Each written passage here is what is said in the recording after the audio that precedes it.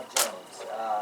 Bob is an expert on the operations of TV. He can adjust your TV, he can bring the sound up, he can true the colors so that you can really depend on getting the ultimate picture from your TV. So Bob has got a lot of experience in this, and without any further delay, Bob, would you please tell us about TVs? Thank you, Paul.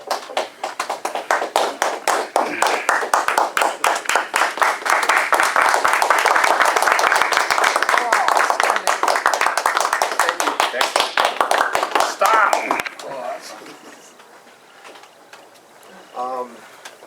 I started out in repairing my first electronic instrument when I was a kid. My dad had a record player.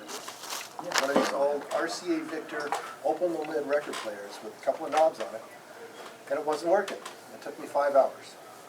But after that, when I saw what a simple fix it was, and how I could have gotten it very quickly if I'd known about it ahead of time, it kind of got me hooked. So I've been repairing gear for ages. Came to California in '78 from Oregon, where I studied at Tektronix, where I worked, and then I studied at Lane Community College for a year, and picked up electronics education. Came down here. Somewhere in there I went to Hawaii, did a little technical work there. That was kind of fun to be able to go anywhere you want and be able to do some work. I started out fixing audio and working with audio, and then video came around. And I just, I could see how I could improve my brother's big screen, and I asked him if I could. He's up in Portland. He had a bar, and I played with it, and I dialed it in. And I said, I can do this. So I became a calibrator. So I've been calibrating big screens since long before high definition.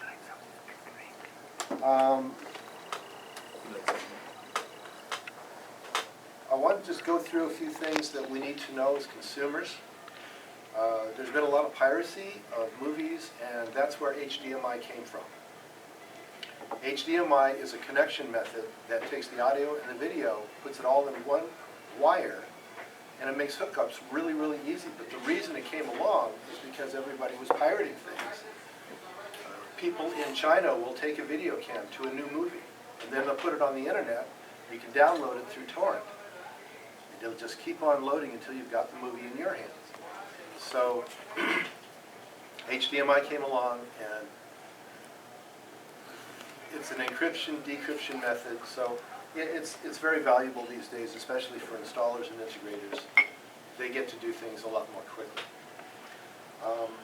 Along the way, I was asked to go to a location in San Francisco and calibrate a Sony DirectView, and I came to encounter Mark Levinson.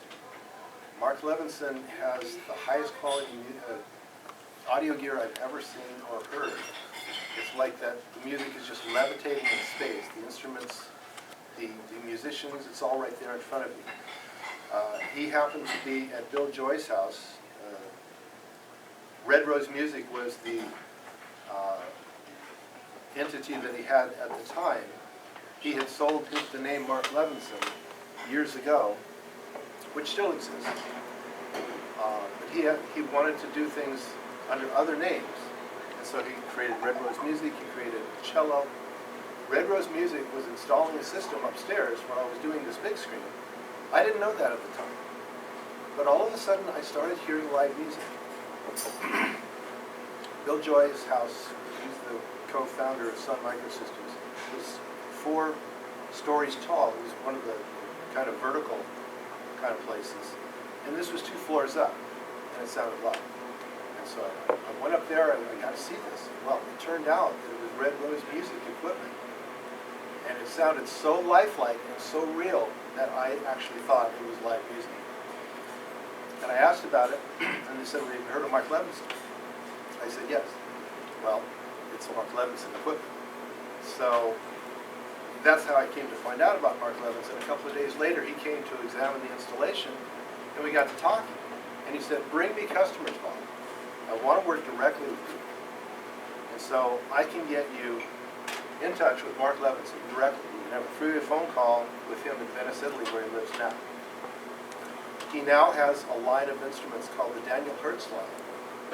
And he promises that it will revolutionize audio as we know it. And I believe it, from what I've heard so far. I've heard the cello instruments, I've heard the Red Rose music instruments. What he's capable of is second to none. So keep that in mind when you want to step up, because the Daniel Hertz line of instruments is nowhere near as expensive, since he's cut out the middleman. He goes directly with the consumer, and you can save tons of money over other brands that you can buy that are high-end gear, but they've got that whole infrastructure that they have to feed. I also came to find out about Bob Carver. Bob Carver is famous for the Carver instruments. He is now with Sunfire.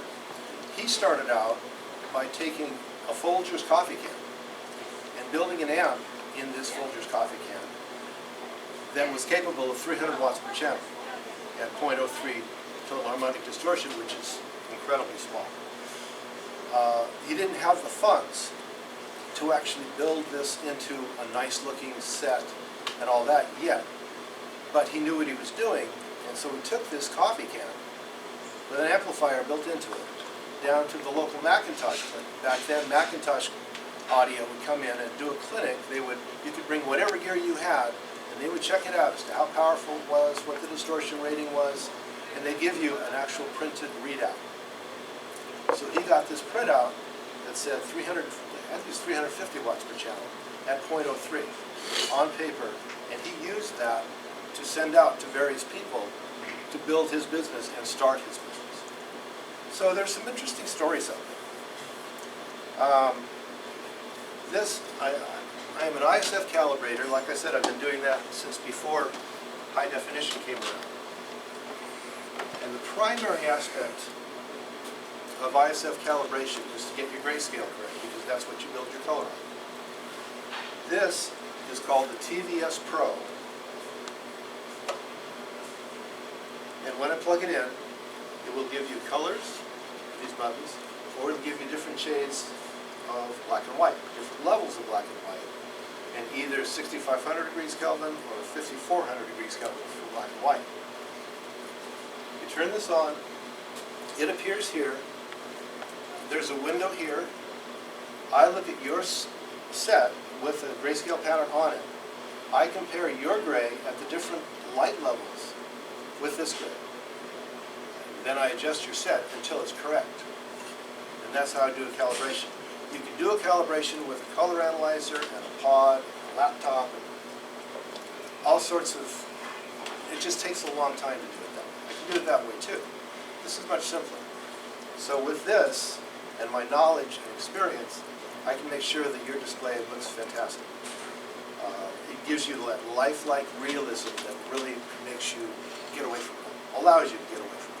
When you come back from watching a display and listening on a sound system I have tuned for you, you have forgotten that you're in a living room, or a viewing room, or anything else.